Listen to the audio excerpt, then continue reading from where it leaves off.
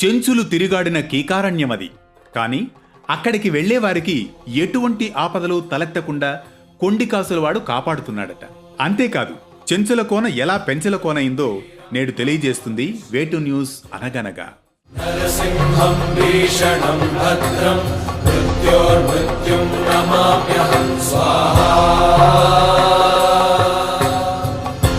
అనగనగా అది కృతయుగం. శ్రీ మహావిష్ణువు ప్రహ్లాదుని రక్షించేందుకు హిరణ్యకశ్యపుని సంహరించిన అనంతరం వెలిగొండల కీకారణ్యంలో గర్జిస్తూ ఆవేశంగా సంచరిస్తూ ఉంటాడు.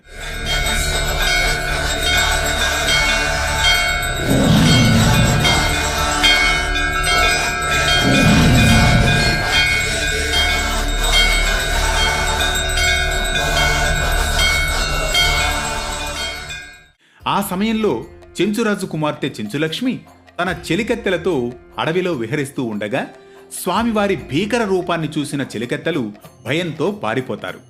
చెంచులక్ష్మి మాత్రం స్వామివారిని చూసి ఏమాత్రం భయపడకుండా నిలబడిపోయి చూస్తూనే ఉండిపోతుందట. దీంతో ఆమె ధైర్య సాహసాలు అందచందాలకు ముగ్ధుడైన స్వామి చెంచురాజుకు కప్పం చెల్లించి ఆమెను వివాహం చేసుకుంటాడట. చెంచులక్ష్మిని పెనవేసుకుని శిలారూపంలో ఇక్కడ స్వయంభువుగా వెలిసినట్లు పురాణ కథనం. దీంతో స్వామివారిని పెణుశిల లక్ష్మీ నరసింహస్వామివారిగా కొలుస్తున్నారు. ఇక్కడి మరో విశేషం ఏంటంటే, ఈ క్షేత్రం దట్టమైన కీకారణ్యంలో ఉన్నప్పటికీ నిరంతరం వచ్చే భక్తులకు ఇక్కడి క్రిమికీటకాల నుండి ఎటువంటి ఆపదలు తలెత్తవని, అందువల్లే ఈ స్వామిని కొండికాసులవాడని కూడా అంటారు.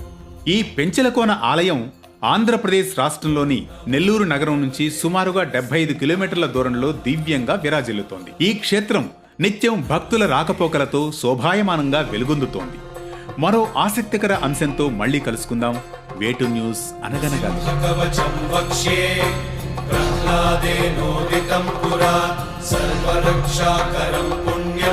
సర్వోపద్రవనాశనం స్వాహా.